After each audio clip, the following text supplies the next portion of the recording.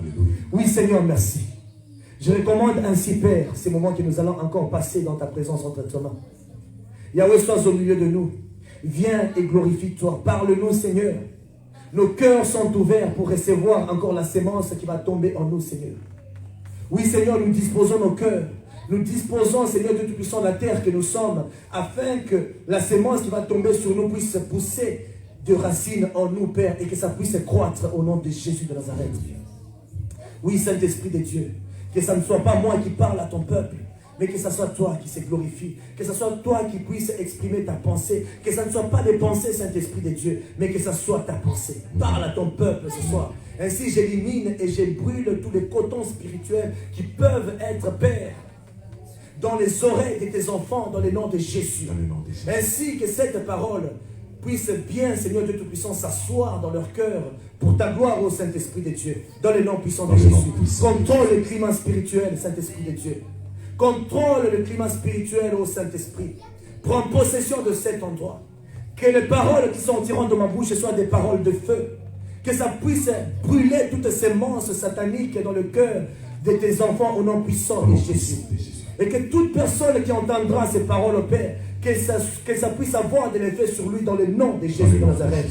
Oui, Saint-Esprit, nous te rendons grâce. Nous te bénissons et nous te disons sincèrement merci. Sois exalté, sois loué et sois glorifié. Au nom de Jésus, nous avons ainsi prié avec des acclamations et nous disons Amen. Amen, Amen. Merci Saint-Esprit de Dieu. Amen, Amen. Que l'Éternel vous bénisse tous. Amen. Abondamment. Amen, amen, Amen. Je vous salue tous encore au nom puissant de Jésus. Amen. J'espère que vous êtes dans la joie d'être dans la présence de Dieu. Amen, amen. Amen. Est-ce qu'on peut manifester un signe de joie? Alléluia. Amen, amen. Amen. Oui, bien-aimé, tu es libéré de beaucoup de choses ce soir. Jésus. Notre Dieu est bon. Amen, amen. Nous allons continuer toujours avec nos enseignements. Comme je le dis toujours, c'est l'enseignement qui te fait asseoir en Jésus. Amen. C'est ce qui fait que tu puisses avoir des racines. Et Dieu va encore nous assister. La fois passée, le jeudi passé, je crois, j'avais parlé, j'avais dit qu'il fallait d'abord préparer la terre que tu es.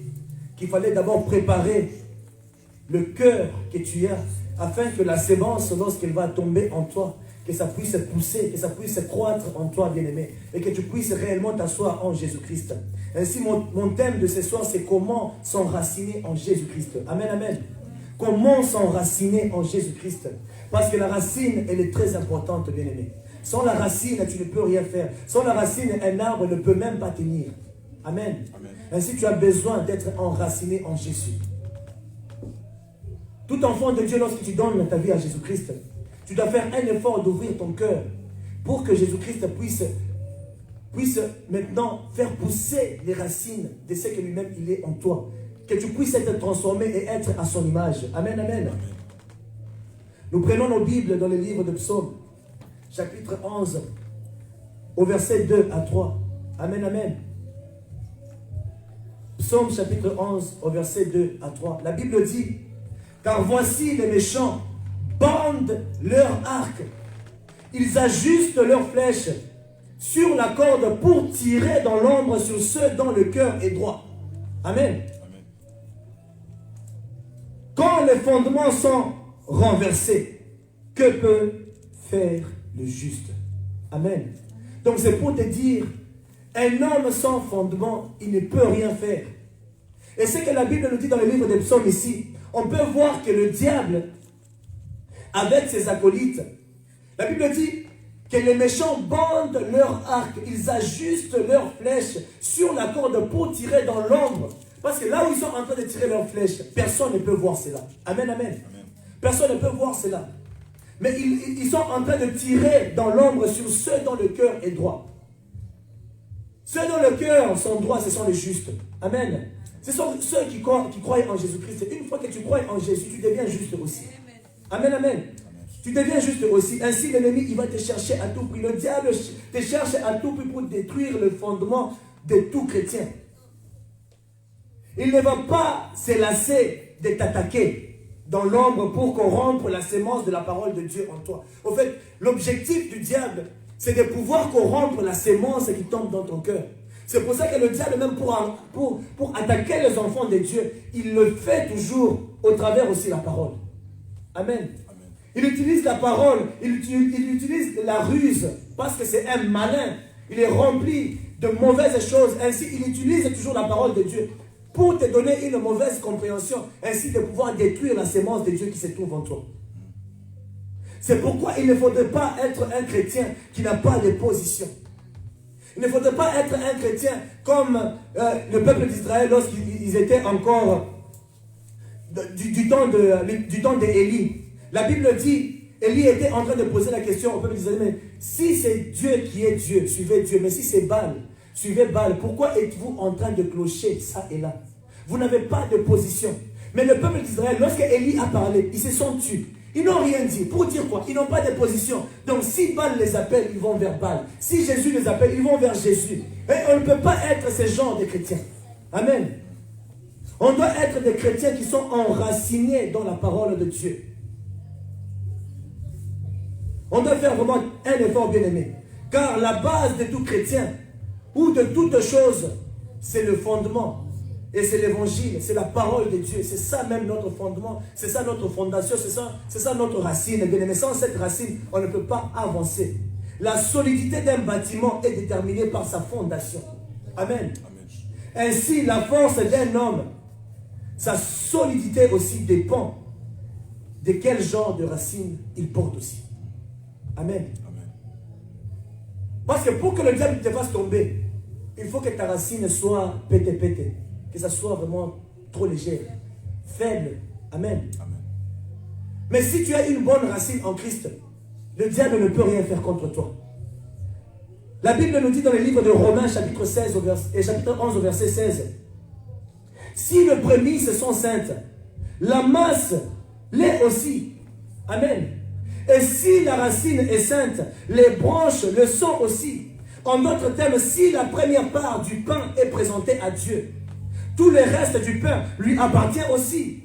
Si les racines d'un arbre sont offertes à Dieu, les branches lui appartiennent aussi. Amen. Ainsi, ta croissance dépend de la racine qui se trouve en toi. Si tu t'offres toi-même à Dieu, tu offres ton cœur à Jésus-Christ, ainsi, il fera de toi. Comment est-ce que je peux dire ça? Donc, tu vas lui appartenir.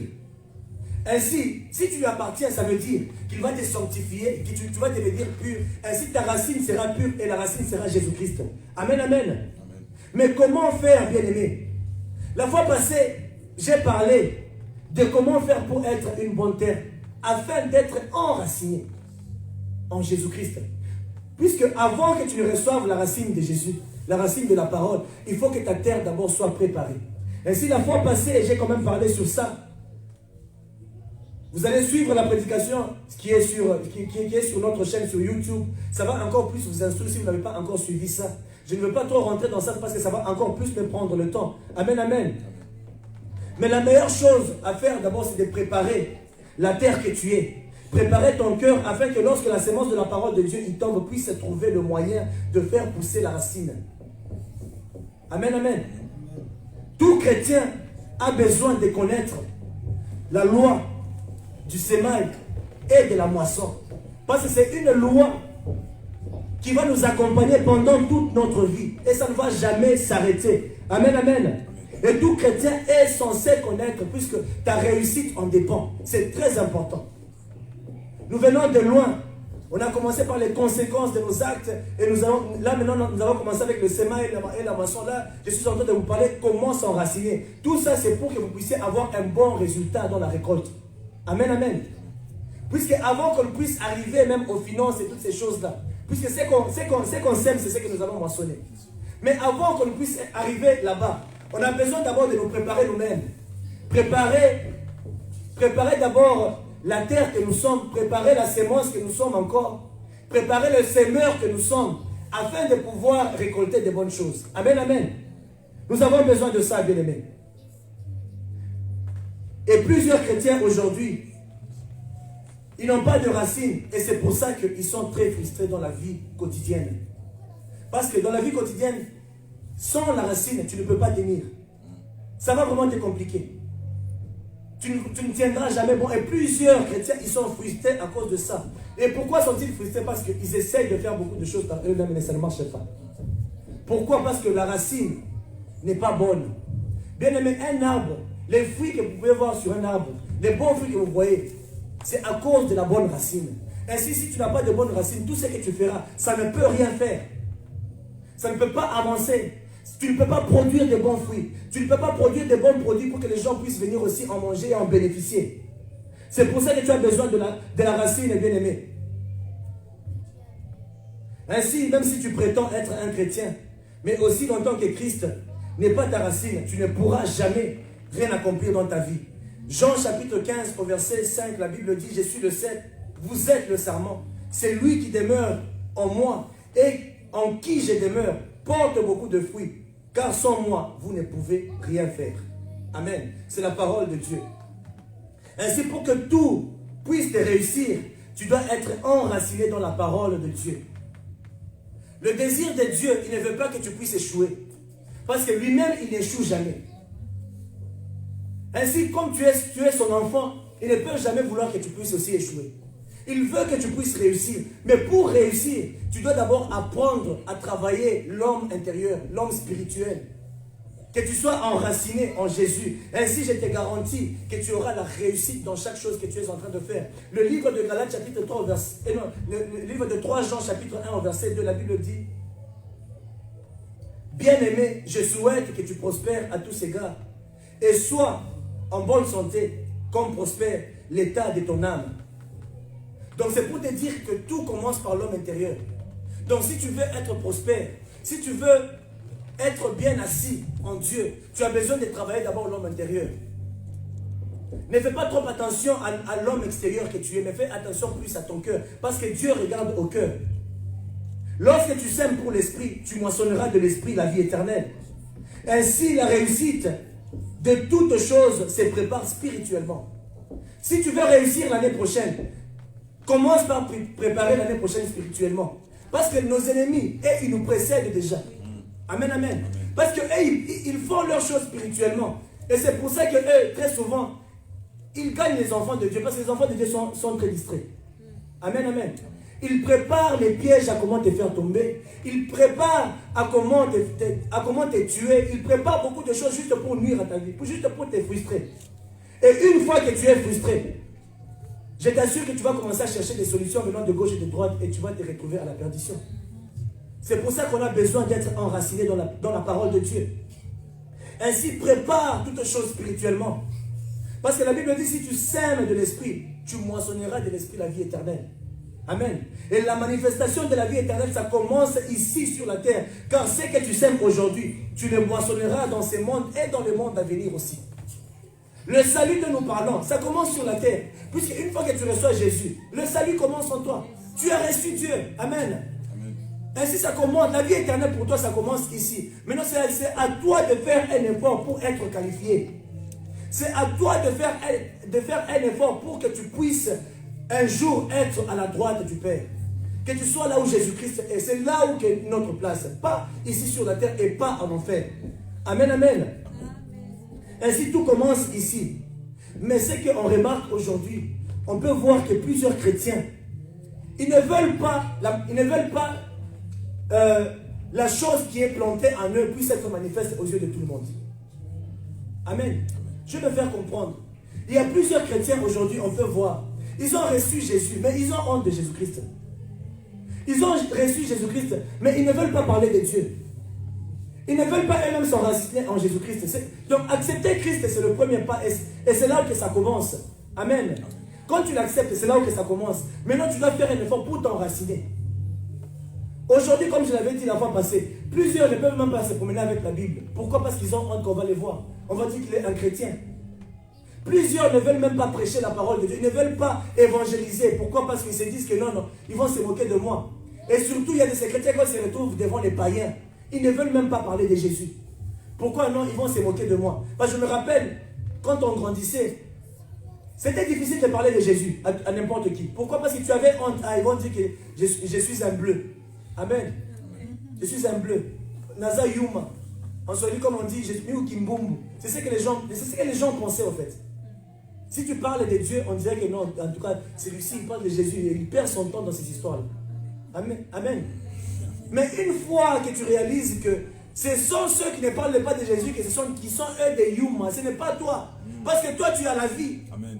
Toi, tu as le salut en toi. Amen. Ainsi, plusieurs personnes, ils ont même peur de manifester cela. Ils ont peur de manifester la sémence qui est en eux. Bien aimé, une sémence, lorsqu'elle tombe sur toi, ça ne fera que croître. Mais le problème, la croissance, dépend aussi de la manière dont tu disposes ton cœur. Amen, amen. Amen. Vous savez, dans le monde de la sorcellerie, ils savent vraiment bien utiliser ça. Vous pouvez voir un enfant de 2 ans, mais il a 40 ans dans le monde des esprits. Pourquoi? Parce qu'il a accepté que son esprit puisse grandir. Il a accepté le sacrifice des choses qu'il doit faire. Puisqu'en réalité, dans l'homme, c'est l'esprit. L'esprit ne grandit pas comme ses corps. Non, c'est différent. Amen. C'est pour ça qu'aujourd'hui, les gens me regardent. Ils me disent, mais la sagesse que tu as, c'est pour une personne de 80 ans. Pourquoi? Parce que j'ai accepté. J'ai laissé l'esprit de Dieu croître en moi. Et donc j'ai grandi spirituellement, mais physiquement, je suis toujours jeune.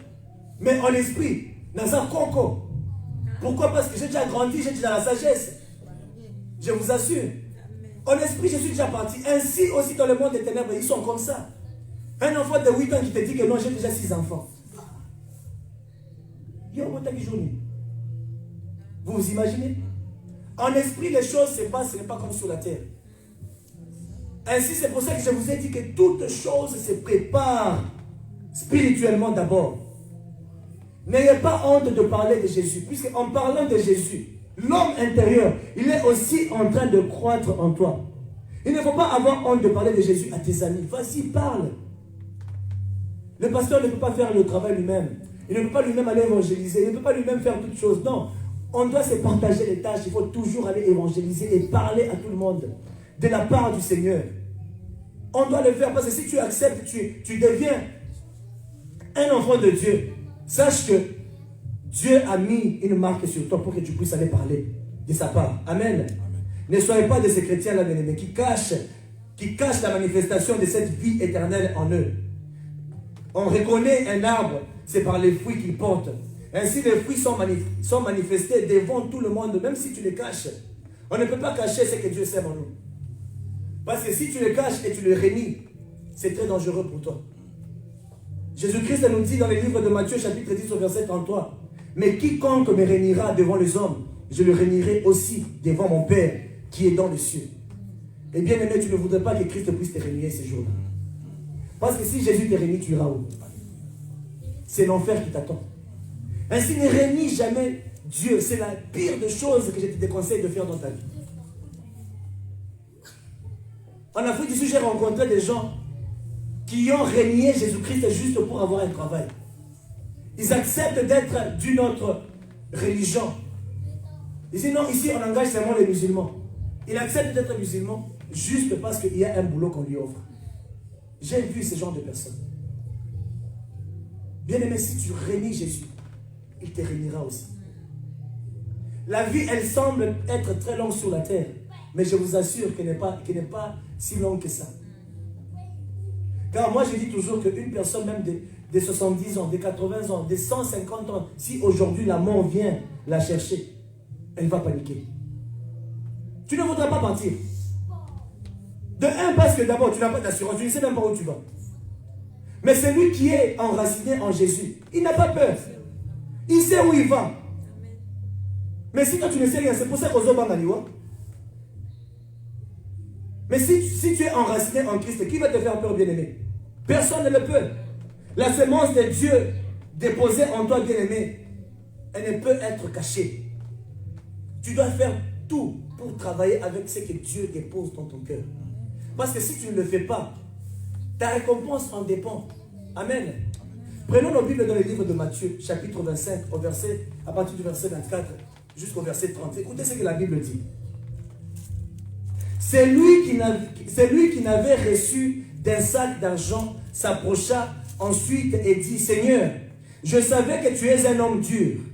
Tu moissonnes où tu n'as pas sémé et tu récoltes où tu n'as pas planté. J'ai eu peur et je suis allé cacher ton sac d'argent dans la terre. Le voici. Prends ce qui est à toi. Amen. Prends ce qui est à toi. Son maître lui répondit, serviteur mauvais et paresseux, tu savais que je moissonne où je n'ai pas sémé et que je récolte où je n'ai pas planté. Il te fallait donc remettre mon argent au banquier et à mon retour, j'aurais retiré ce qui est à moi avec un intérêt. Prenez-lui donc le sac d'argent et donnez-le à celui qui a les 10 sacs d'argent.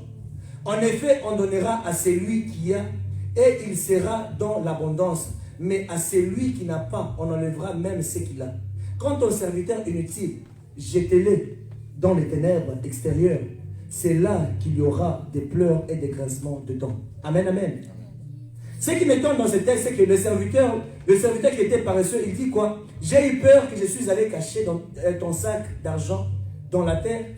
Le voici, prends-le. Le voici, prends ce qui est à toi. Bien aimé, je voudrais te poser la question.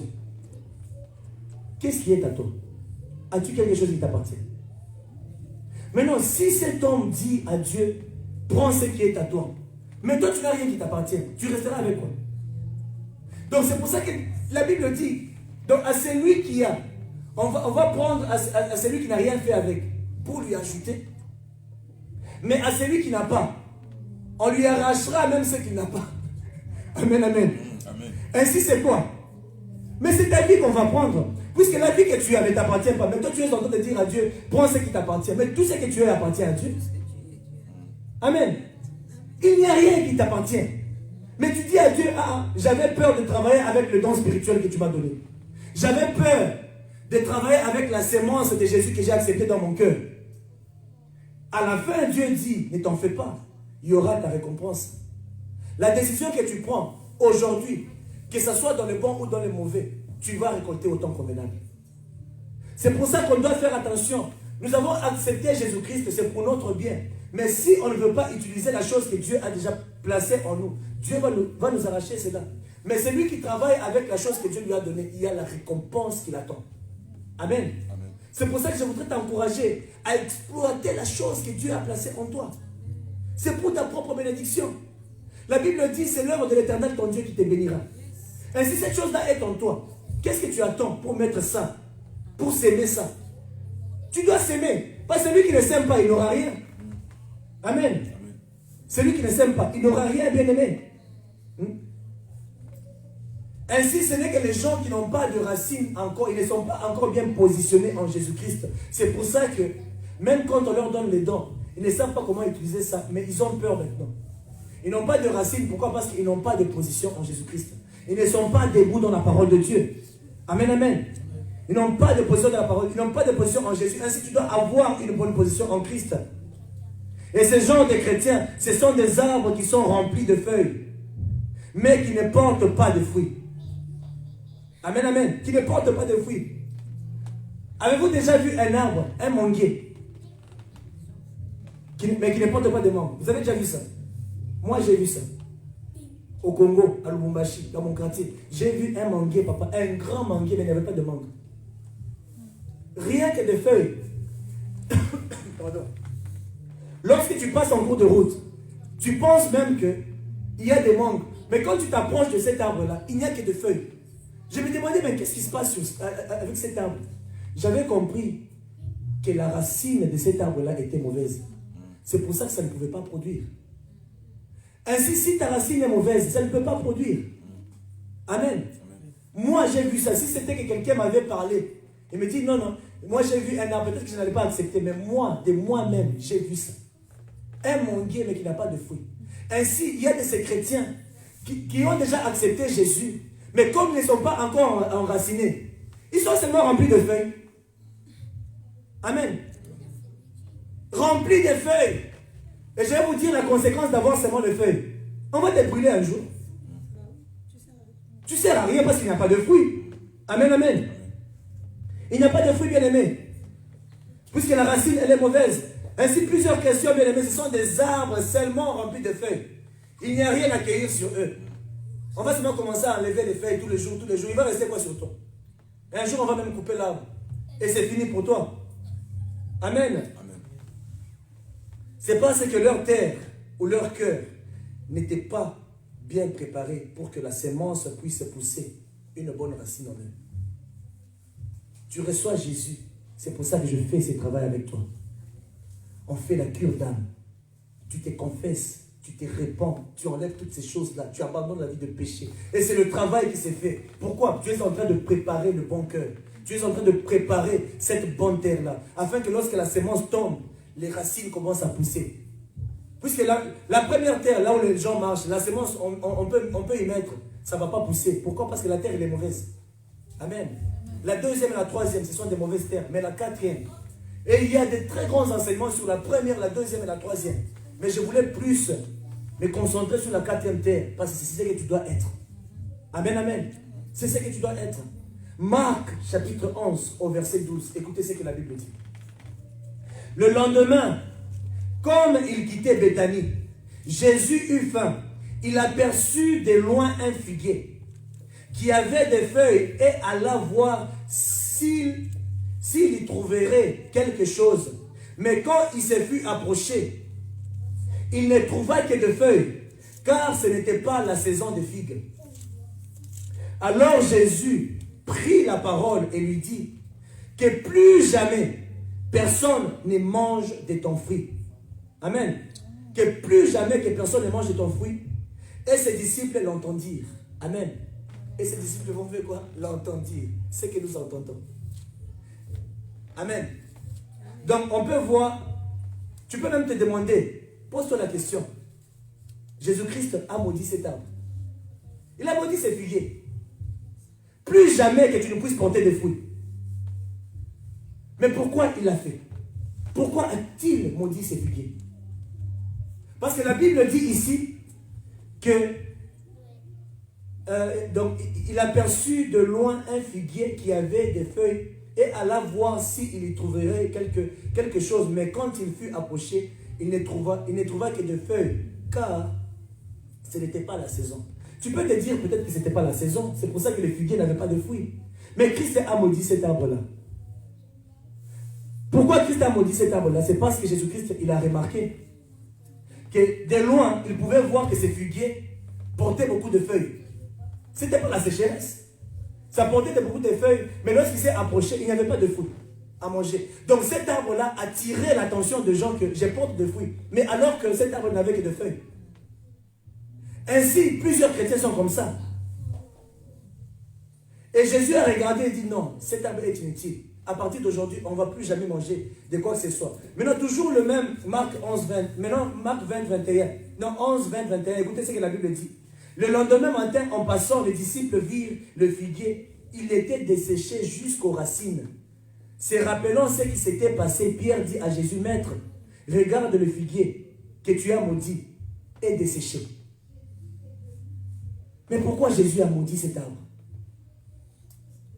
C'est pourquoi on ne doit pas être des chrétiens d'apparence.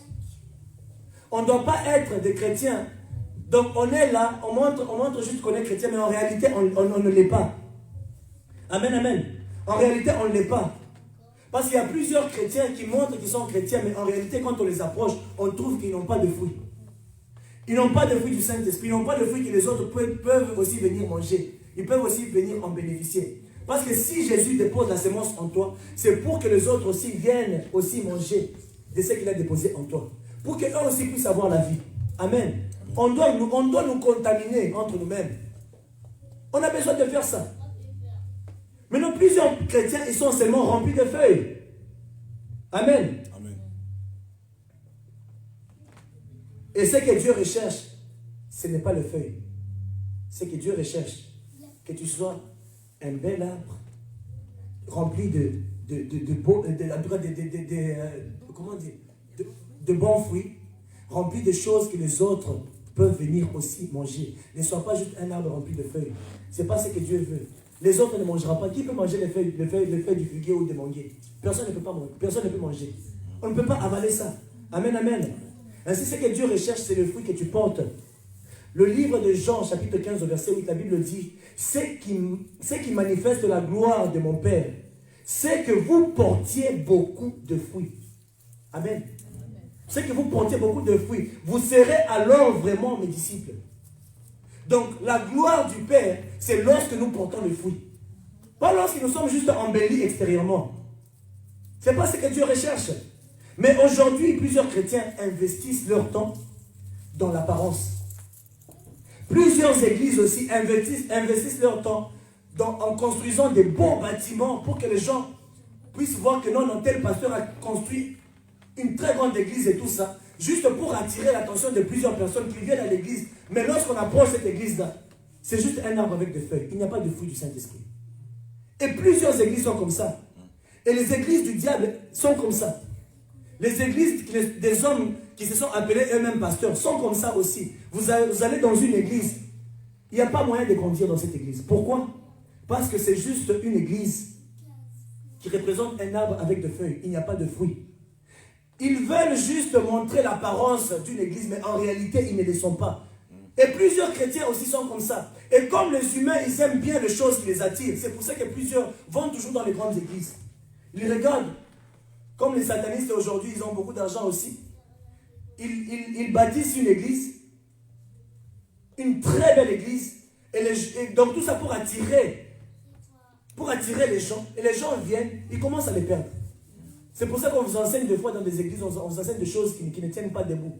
On va même t'enseigner un jour que le baptême n'est pas important, tu vas accepter. Parce que c'est le pasteur qui a parlé. Amen. Amen. On va un jour t'enseigner ça. Ainsi, ne regarde pas à l'apparence. Il faut voir l'intérieur. C'est ce que Dieu regarde. Dieu regarde toujours l'intérieur.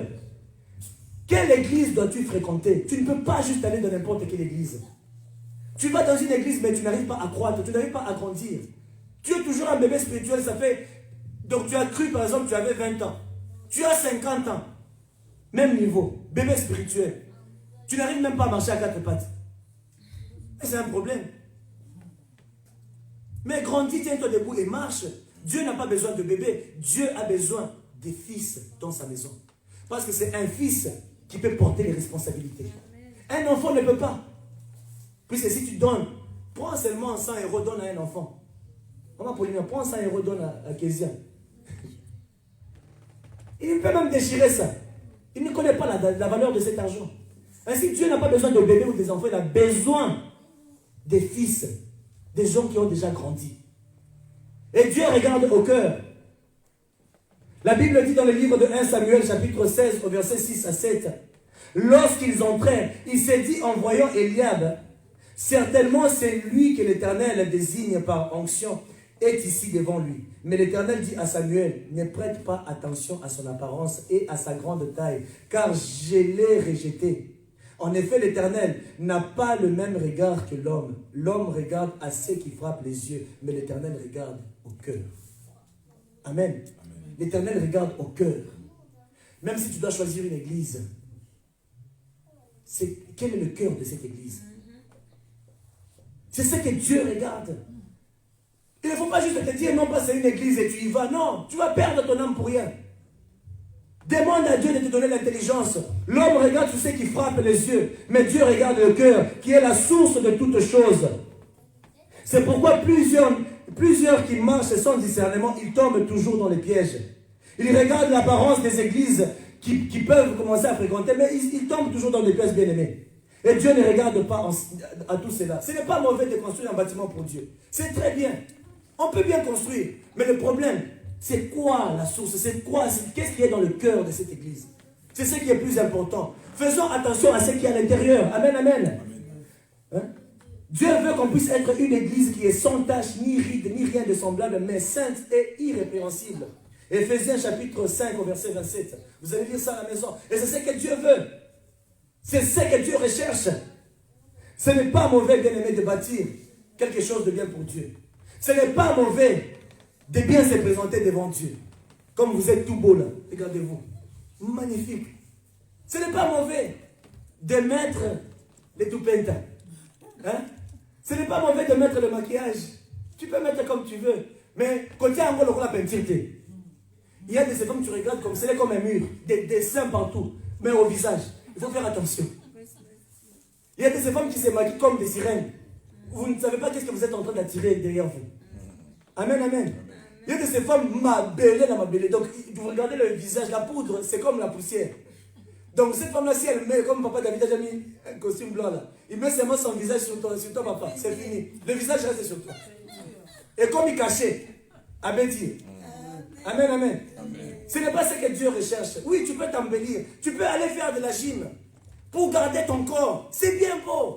Dieu n'est pas contre toutes ces choses-là. 1 Timothée chapitre 2 au verset 9, la Bible dit, je désire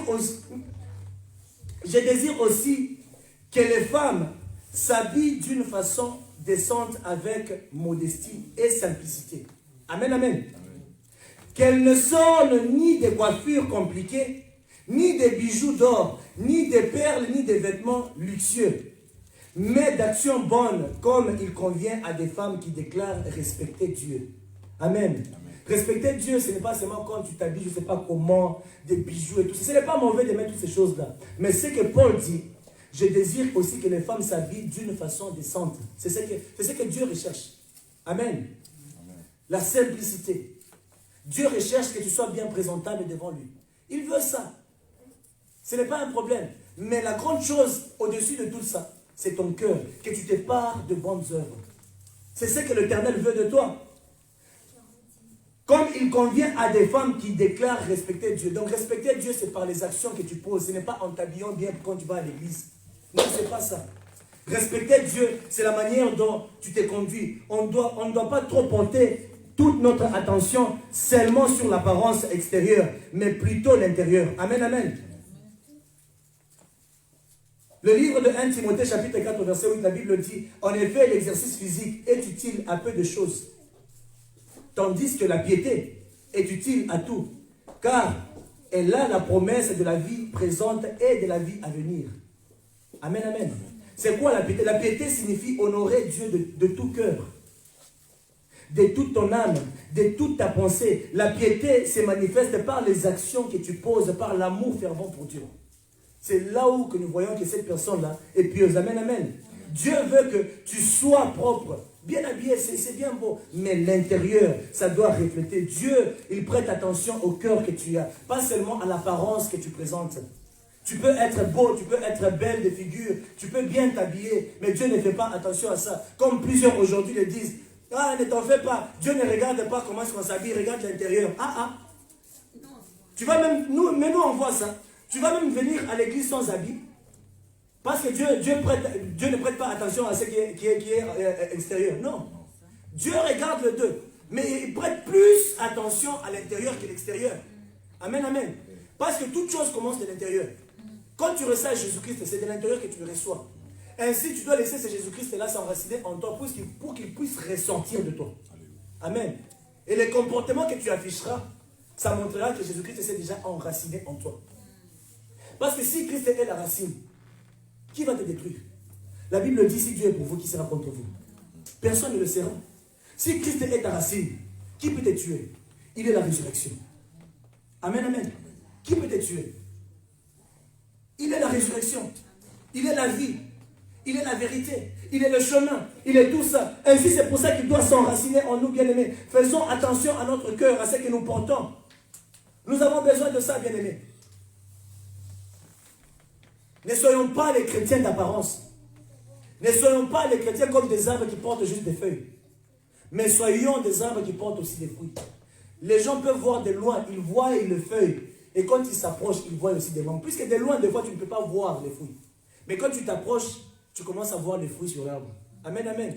Les feuilles, ça attire. Vous voyez la verdure et tout ça. Non, en tout cas, cet arbre-là est vivant. Mais quand vous approchez comme ça, il n'y a rien. Pourquoi? Parce que la racine, elle est très mauvaise. On doit faire attention. Ne regardons pas seulement l'extérieur. Amen. Il ne faut pas venir, pas seulement à l'église, dans la vie courante. On doit contrôler notre façon de s'habiller. Avoir des coiffures bizarres là, des maquillages bizarres. Non, on doit faire très attention. Amen. Comme aujourd'hui, nous sommes en train de voir plusieurs musiciens qui chantent même le gospel, qui chantent la musique de Dieu. Mais quand on regarde ma coiffure, mais tu t'étonnes. Comment tu peux être un musicien? Comment tu peux être quelqu'un qui chante pour Dieu avec des pantalons déchirés partout? Est-ce que Jésus peut mettre ces pantalons là?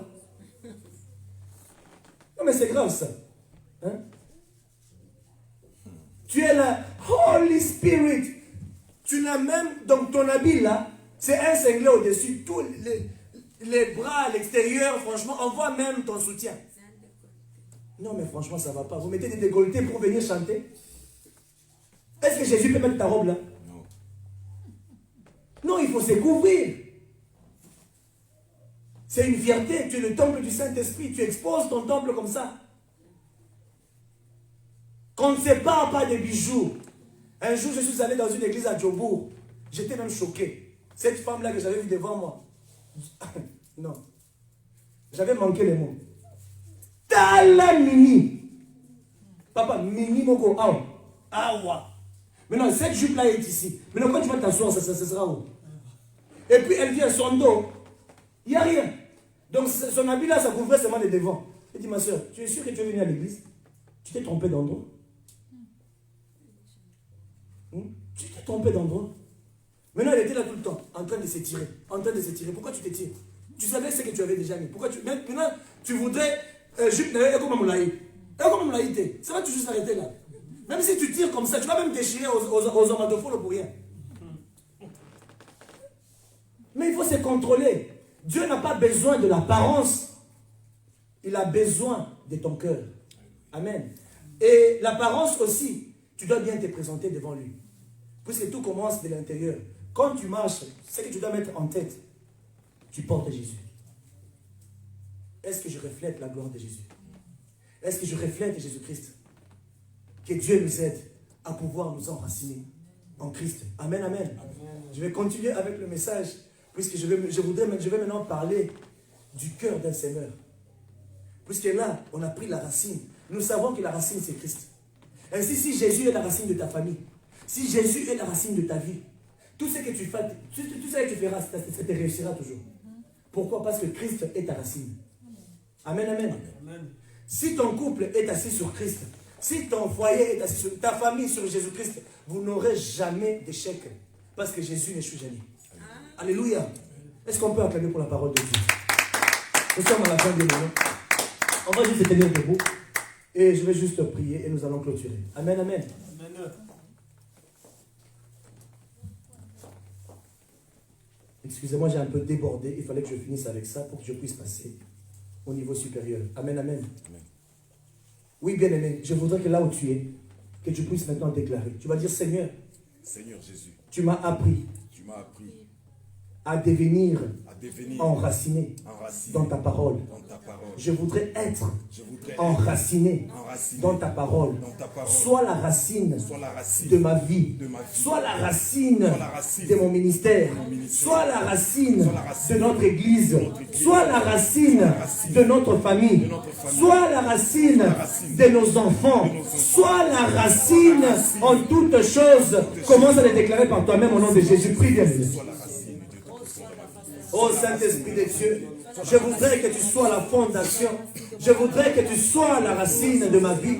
Que tu sois la racine, ô Père éternel, la racine de cette église, la racine, Père éternel, de notre enseignement, la racine de ta parole, la racine de toutes choses, soit le centre, Père, dans le nom de Jésus de Nazareth.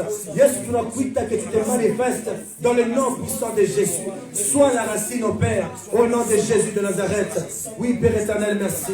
Et nous te rendons grâce encore en toutes choses, dans le nom de Jésus de Nazareth. Merci, Saint-Esprit de Dieu, au nom de Jésus. Que Dieu vous bénisse. Amen, amen. Est-ce qu'on peut acclamer pour l'Éternel?